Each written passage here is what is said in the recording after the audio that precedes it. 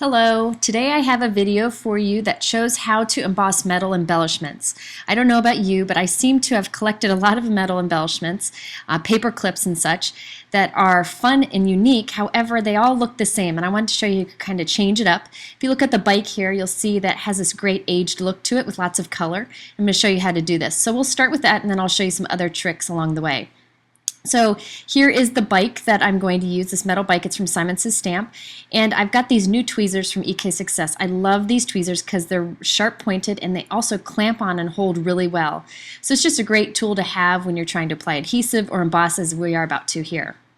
So I'm just going to press my bike onto a Versamark ink pad just to get some ink on it. This will hold the embossing powder that we're going to shake on. Now the powder I'm using today is kind of a mix of an aqua color with some gold and other colors. It's from Stampendous. I love it. It comes this way. It has a nice aged look, but it has that aqua, which is fantastic. So I'm just going to pour some on some cardstock and then just dip my bike right into it. Now I'm going to keep that powder out. I'm going to show you we're going to put another coat on in a minute. So I'm going to grab my Milwaukee heat gun, which is by far the best heat gun on the market. It gets super hot, super quick, and it doesn't blow things around too much. It's such a great tool, high quality, and I don't have to worry about how hot it gets. I feel like it's a safe tool. Now after I've got this good and hot and I have the embossing powder melted on it, I'm going to take it while it's still hot and dip it quickly back into the powder. Now that hot metal will actually cause that powder to stick to it again, putting another coat of embossing powder on it.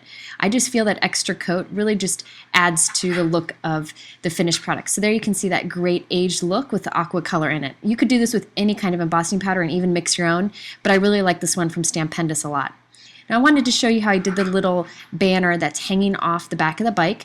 This stencil is from Simon Says Stamp. I'm going to trace it onto the back of some pattern paper here, and I'll just go ahead and cut this out. And then they have a stamp set that I just think is fantastic, and one of my favorite greetings on it is "Missing You Already." I feel like I could use this greeting quite often. It fits perfectly onto this banner, and it's got that little curve to it also. So I'm going to go ahead and stamp this with Black Hero Arts ink. This is by far my favorite black ink. It just gives a nice crisp image. And there you have the banner that looks like it's kind of waving in the wind, and it's perfect for the back of our bike. Now whenever I'm using pattern paper on pattern paper like this on top of the background, I like to run the edge with a light color gray Copic marker. I think this is C0, and this just gives it a nice defined edge so that when this is up against the pattern paper behind it, it stands out. This is a trick that I showed in the pattern play class from online card classes. It's just a great way to make your pattern paper stand out from each other. Now to adhere this metal bike, I'm going to use the Claudine Hellmuth Studio Matte Medium. This is what I use to hold any embellishments that I fear might come off on their own. It's a super strong adhesive. It works perfect with sequins. It's the only thing I found that works with sequins, and it works great with this metal embellishment. So I put a bunch of it on the back of my bike. Now I'm going to put the bike down and put something heavy on top of it and just let it dry for a bit. It dries pretty quickly. I'm just going to use a punch that I had within reach. I'm just going to set that on top, and it'll hold it long enough and put a little bit of pressure on it so that it'll dry. Now for the clouds, I'm using this die from Simon Says Stamp, and I'm going to cover this with some glitter. So I'm taking that same Studio Matte Medium from Claudine Hellmuth, and I'm going to smear that onto these clouds. I'm just putting some temporary adhesive on the back so they don't move when I put this on. So I'm just rubbing a thin layer on it, and then I'm going to put on the Distress glitter. This is actually the Rock Candy Distress glitter from Tim Holtz.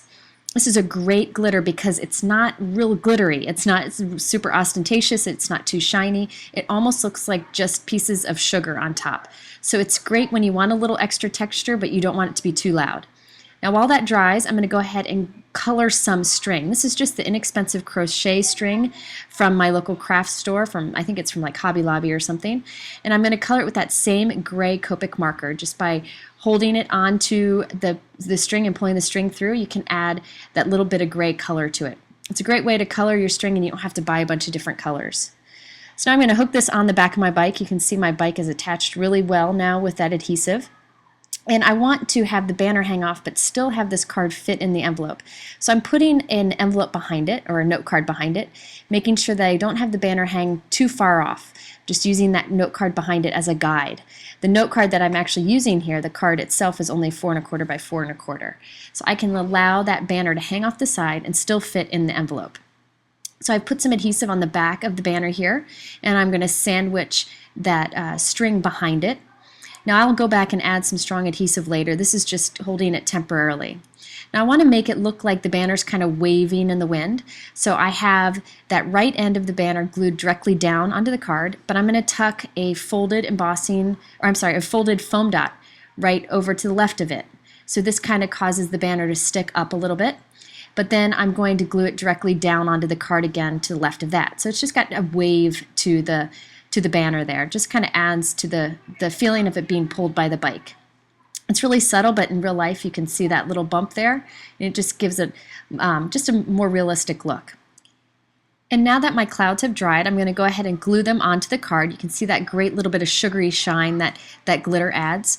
Now if you want to be sure that this glitter doesn't rub off, what I like to do is take another coat of this matte medium, I'm running out of it here, and just put little dabs of it on top. Since this is matte, it won't take away from the shine too much. It'll still look nice and have that great texture, but none of it will rub off. As it dries, it'll look even better. I'm also going to put a little dab of this adhesive underneath the banner there so I can be sure that it doesn't pop undone and that string stays secured under there. So there you have a quick card that shows how to change the color of any of your metal embellishments. You can do this with brads, paper clips, anything you want. If you're curious about any of the products I used here, just look below in my YouTube description and it'll have everything listed out. Also, you can go over to my blog at jennifermcguireinc.com and there'll be even more information there along with some pictures. Thanks for watching. We'll see you in the next video.